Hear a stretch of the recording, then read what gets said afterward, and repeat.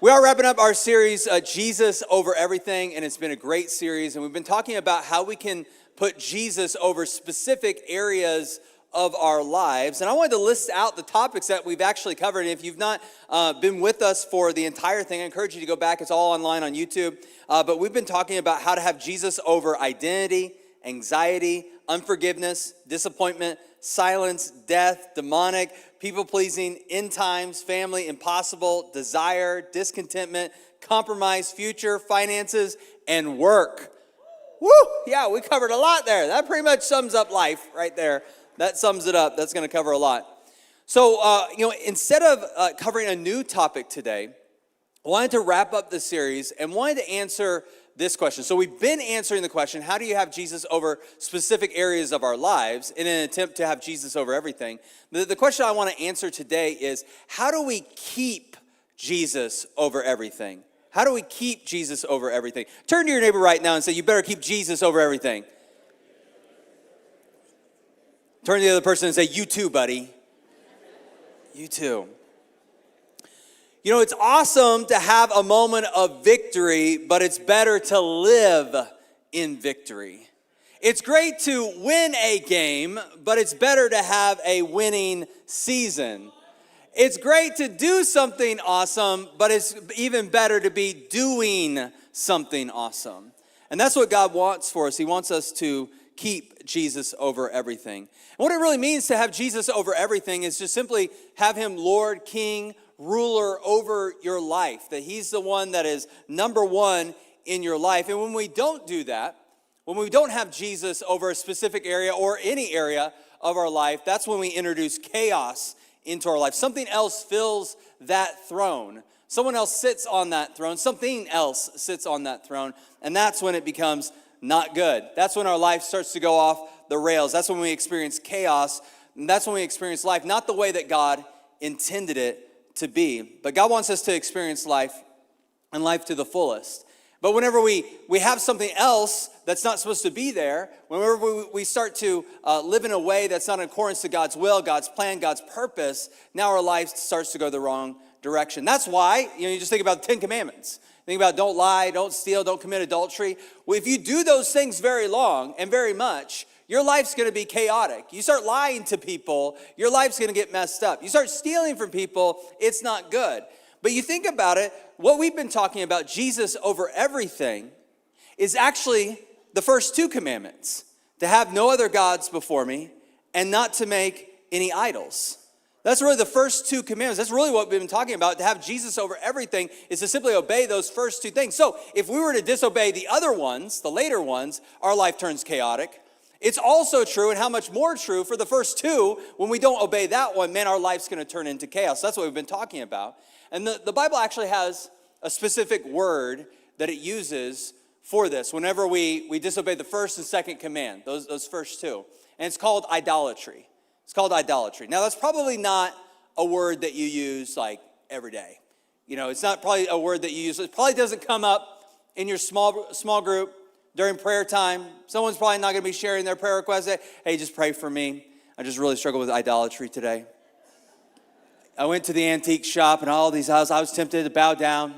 I was tempted to worship all these trinkets and things. No, that's probably not going to be the case. You're not going to use that. But because we often think of idolatry like this, as this primitive thing that people did thousands of years ago, bowed down to this piece of wood, which is an expression of idolatry. It is an expression, but at its core, it's something that those long ago struggled with, and actually something that we struggle with today. And again, that's what we've been talking about in this series, Jesus over everything. So here's really a definition of idolatry, okay? Idolatry is giving to something created. We'll pull it up on the screen. The trust, love, fear, worship, or allegiance that belongs to God alone. It's giving something that's created in this world, the love, the trust, the allegiance that I should give to God and God alone. That's simply what idolatry is. So to illustrate this, we're going to look at an Old Testament story that really gets to the core. They certainly expressed it in the kind of pagan, old school way of bowing down to something they had created.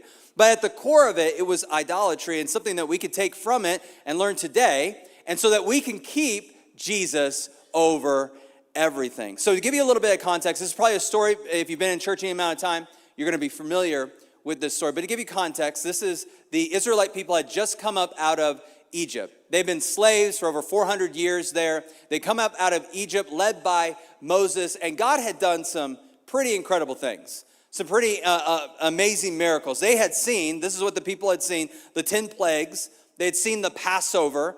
They walked through the Red Sea on dry ground with a wall of water on their left and right. They watched the Pharaoh's army get drowned, the Pharaoh's army that were going to attack them and bring them back and make them slaves again. God had protected them. They had seen the pillar of cloud by day that guided them during the day, and the pillar of fire by night that guided them at night. They had received manna every single day, so this like bread-like substance that fed them while they're in the desert because they had no other food. And so God literally by a miracle every single morning was feeding them with manna. They got water from a rock.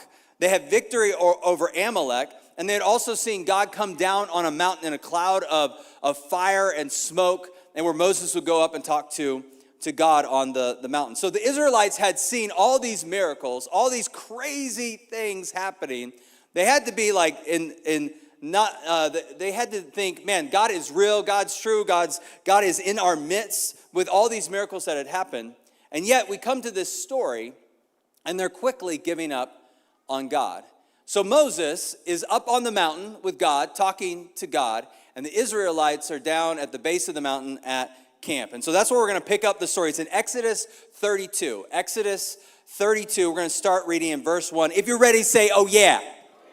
All right, Exodus 32, starting in verse 1, says this. When the people saw how long it was taking Moses to come back down the mountain, they gathered around Aaron. Now, Aaron was the sidekick to Moses. He was the guy left in charge. And you're going to see he did a really bad job. Okay, he was not a good assistant. So I don't know why he didn't get fired after this, but he was not a good assistant.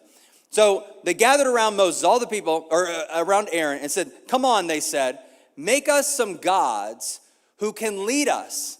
We don't know what happened to this fellow Moses who brought us here from the land of Egypt. So Aaron said, take the gold rings from the ears of your wives and sons and daughters and bring them to me. And all the people took the gold rings from the ears and brought them to Aaron. And then Aaron took the gold, melted it down, and molded it into the shape of a calf. When the people saw it, they exclaimed, "O Israel, these are the gods who brought you out of the land of Egypt." Aaron saw how excited the people were, so he built an altar in front of the calf. And then he announced, tomorrow will be a festival to the Lord. Verse 6, the people got up early the next morning to sacrifice offerings and peace offerings. After this, they celebrated with feasting and drinking, and they indulged in pagan revelry. Verse 7, the Lord told Moses, quick, so now back up on the mountain, quick, go down the mountain. Your people, whom you brought from the land of Egypt, have corrupted themselves, which I love that, because now God's like, I ain't claiming them. They ain't my people anymore. You ever did that with your kids? Talk to your spouse, like, that's your kid. You deal with them. That's what God's doing to Moses, like, you brought them out. I'm not dealing with these people. Verse 8, how quickly they have turned away from the way I commanded them to live. They have melted down gold and made a calf, and they have bowed down and sacrificed to it. They're saying, these are your gods, O Israel, who brought you up out of Egypt. Then the Lord said, I have seen how stubborn and rebellious these people are. Now leave me so my fierce anger can blaze against them, and I will destroy them. Now I will make you, Moses, into a great nation. Now we won't read the rest. Good news, God doesn't destroy them, okay? Moses intercedes on their behalf. It's great, but the main part that I want to focus on is that beginning part here. So I'm going to give you 3 points today, as usual, and these are the points. I'll give them up top, and then we'll unpack them as we go. These are the points. Keeping Jesus over everything means, number one, staying committed. Staying committed. The second one is keeping Jesus over everything means owning your trust and your desires. And number three, keeping Jesus over everything means letting God change us. Letting God change us. All right, point number one. If you're ready, say, let's do this. Okay, point number one, keeping Jesus over everything means staying committed. Okay, so Moses goes up on the mountain. He's up there, And then it says this, when the people saw how long it was taking for Moses to come down the mountain, they gathered around Aaron. Come on, they said, let us make some gods who will lead us. We don't know what happened to this fellow Moses who brought us here from the land of Egypt. One, it wasn't that long. Okay, it was not that long. They had been out of Egypt for 2 to 3 months at this point, seen all these great miracles, and yet Moses was not up on the mountain that long. Besides, they didn't have anywhere to go. They're just chilling in the desert. Like they're just hanging out, waiting for direction from God. But from the Israelites' perspective, God was gone. God was gone. And right now, there's no big miracle happening. Probably the manna and the water thing, even though those are still happening, they got old. It's like, yeah, it appears every day just like it did the day before. But yeah, it's a miracle. But it just kind of gets old after a while. There's nothing really going on. Things seem quiet. And yet that's the moment when they should have said, you know what? We need to reaffirm our commitment that we're going to stay true to God. God told us what to do. God told us how to live. Let's continue to live like that rather than to veer from it. They just needed to be committed. They needed to be committed. Recently, it was a couple months ago, I participated in a race, a running race, like where you put on running shoes and you run. I did it. It was a major race. It was over in Kansas. Hundreds of runners came out to this thing. They had different levels. You could do a half marathon, a 10K, a 5K. Pretty cool. And I couldn't wait to tell you this. This is kind of like, this is kind of like a show and tell moment, but I got first place. I know. I got first place. Not everyone clapped. Why? Why did not everybody clap? I got first place in the 10K. Yeah. In my age bracket, where there was 2 other people. Thank you. Not as many are clapping. Not as many. Yeah, there was 3. So I got first of 3. We were all on the podium, I guess. You could look at it like that. So I did get first there. But as a part of this race, I did it with my wife. And my wife had a friend that was doing it, and we started the race. And you know how you start in different spots, like you've got the really fast ones up front. And I was like, hey, I'm gonna go up a little further. I'm going to go up here where the faster people are to start off. And then I was like, oh, Lord, please let them not pass me later on in the race. So I made a commitment. I said, I want to be able to tell my wife and her friend, I want to be able to tell them I didn't walk the whole race. I want to be able to say that. I made an internal commitment. Fast forward later on, I thought I was going to die. And I saw Jesus running with me. And if you see Jesus running with you, you're going to die. You're probably going to die. He's going to go ahead and take you to heaven. So, no, my lungs were burning. It was terrible. And I was like, this is awful. And how the race was mapped was you actually kind of had to run past the finish line and see it over here to the side. But you had to go another mile and loop back to it. And I was like, that is just torture. So I'm like, this is awful. But the thing that kept me going was my commitment. My commitment. I had made a commitment. I said, no, I got to do this. I made a commitment. You know what? Living for Jesus can get hard. It can get hard. But I want to encourage you, stay committed. Even when it gets hard, even when God feels far away, even when, nothing great is happening, no big miracles are going on, nothing's around, you're like, oh man, God, where are you? To stay committed. Stay committed. That's what these people needed to do. They needed to reaffirm their commitment. There's really 2 things that were happening because God felt distant. There's 2 things that were happening. Sometimes we can distance ourselves from God. We can distance ourselves from God. We can do that by our own choice. God feels far away. We're like, God, where are you? But it's because we have distanced ourselves from God. And God's going to say, I never moved. I never went anywhere. But sometimes we have pulled away from God because we get busy. We can get distracted. God is no longer a priority. Now the things of God, we start to pull away from those things. Now God feels distant because we've been pulling away from God. Other things become a priority in our lives. Like church isn't as important. Bible reading becomes more rare. We only pray whenever there's a crisis. And so God feels further away. We can distance ourselves. And in those moments, we need to come back to our commitment. God, I'm so sorry. I've made other things a priority. These other commitments that I have, which are commitments, they've trumped my commitment to you. And I'm reaffirming today my commitment. God, I'm going to stay faithful to you. I'm going to put you number one. I'm going to keep Jesus over every area of my life. That's what the Israelites needed to do. The Israelites needed to keep Jesus over everything. They needed to reaffirm their commitment. But other times, this is the other side of it. When God feels distance, it could be that you've distanced yourself from God, or it could be other times God wants to grow your faith, and He will distance Himself from us. Do you know that? He can do that. He'll distance Himself from us because He wants us to seek Him. He starts moving, and He's saying, hey, will you move with me? Will you go where I'm going? I'm going to pull away a little bit, and will you now seek me? I'm not going to do anything for you. I'm going to see if you still want to chase me. Or is it our relationship only based on if I do a miracle, then you'll chase me. Then you'll seek me. Then you'll go after me. At this point, that's what it was for the Israelites. That God was doing things for them. As soon as God stopped doing something, now they're like, I'm done with you. I don't want anything to do with you, God. I want something else. And God's like, no. I need a little bit of distance. This was an opportunity for them to be able to grow, to learn. And they missed that opportunity to grow in their faith. God was distancing Himself from the Israelites to say, okay, now are you still going to stay faithful? You still going to stay committed? You still going to keep that original commitment that you were supposed to keep? And I know in today's society, we could learn a little bit of what it means to be committed. Especially in a world today where there's so many options. You got so many options out there. You know, commitment is kind of hard to come by these days.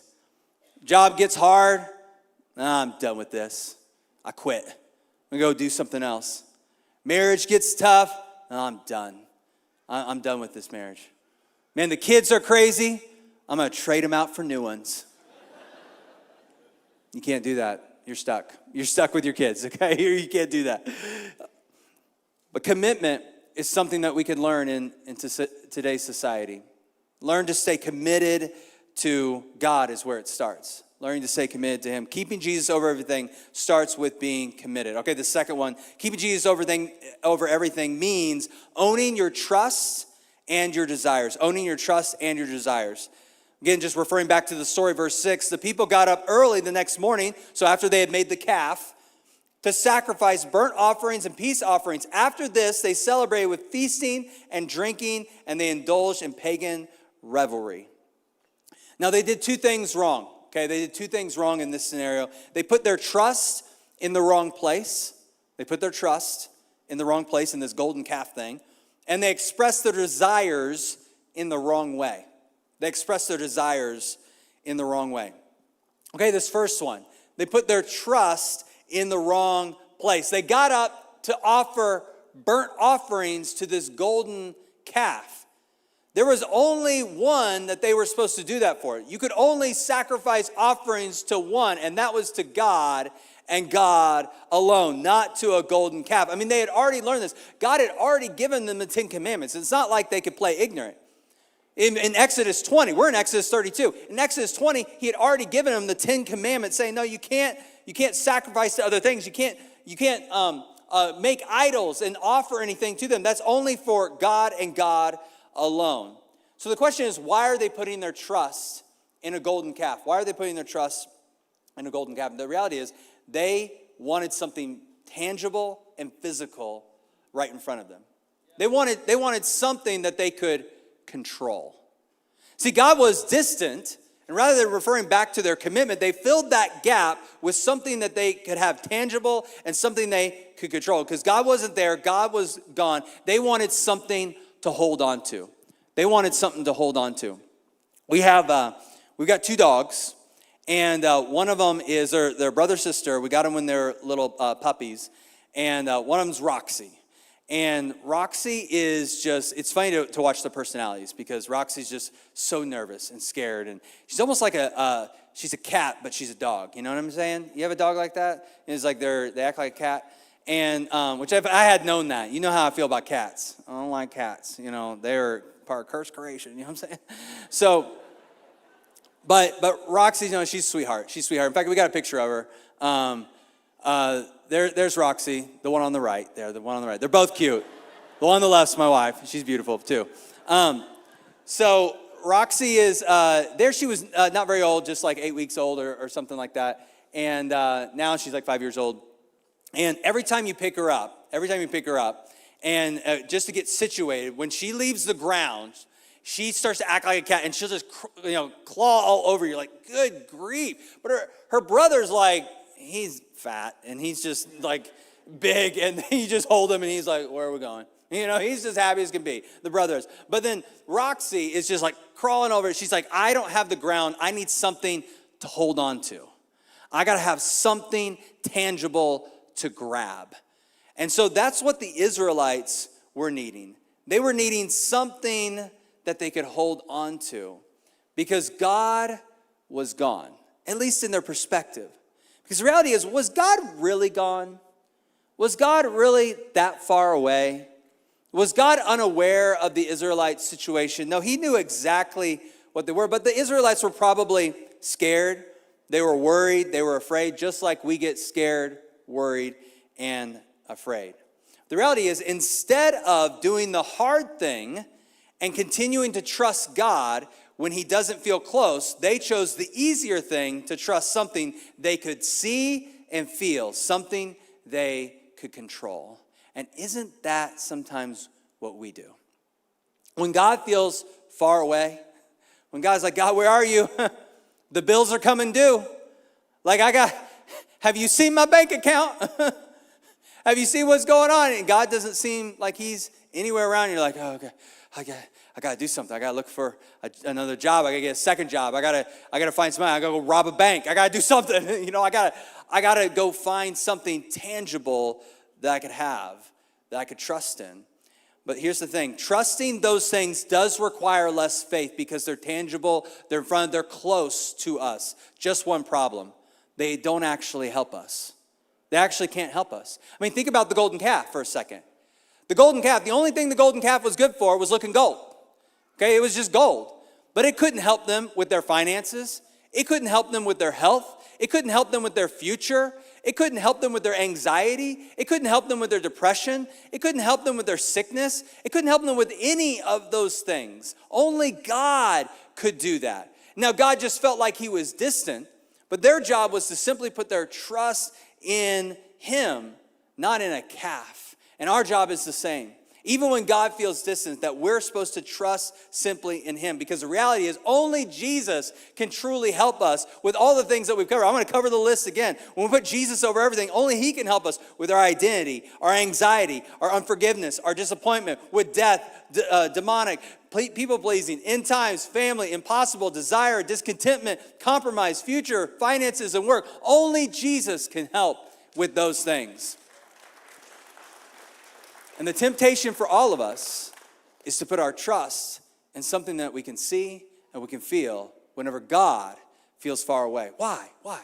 Because it's easier oftentimes to trust something I can feel, even if I know deep down it's not really going to help me. And that's exactly what the Israelites were doing. It's like, God's gone. So you know what? Let's just put our trust into something that we can see and feel right in front of us. That would be better, even though that calf couldn't do anything for them. All it did was bring compromise in their life. All it did was make God, the one true God, who could do something really, really mad because he's a jealous God. And so here's something, just a little pro tip that I've tried. Just throughout the day, I can find myself wanting to veer this other direction. When I feel like God maybe is he helping me? Is he around? Is he distant? When I want to trust in something else, something physical, I'll go to the bank account, like come up with a plan, like, oh, well, God, what do I do? Like, I need your help when I'm worried, when I'm afraid. It's these micro adjustments. I say, no, I'm starting to trust in this thing over here. No, I'm going to say, God, I trust you. I'm going to take a moment to pray. I'm going to put my faith in you. God, I reaffirm my commitment, and instead of putting something else on the throne, right now, God, I'm going to put you on the throne. God, you're my provider. God, you'll take care of me. You're the great physician.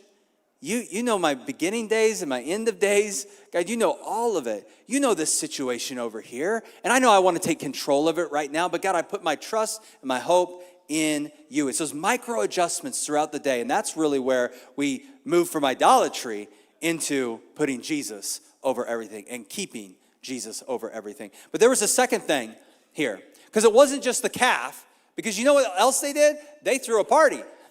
They had a big old festival, and they did some other stuff. So secondly, they expressed their desires in the wrong way. Many scholars believe that what is meant by this is that they ate and drank, they got drunk, and they engaged in pagan revelry is that they partied, got drunk, and engaged in sexual immorality. Now, I don't have time to go through all the reasons why that happened, but likely that is what was happening, whether it was all of them or many of them participated in that. You can see that in the New Testament when Paul is referring back to that scenario. He's referring to them as committing sexual immorality. And so you think about it, though. Why would they do that? They just got the 10 Commandments from God, like, how you're supposed to live your life. Why would they do that? Well, they just had made the calf their new God. But you know what the calf doesn't have? Didn't have any expectations. Didn't have any real rules. Doesn't have anything for them to really follow. They could do whatever they want because you know what? They made it. They formed it. They named it. They gave it a story. So whose image is the calf really in? It's in their own image.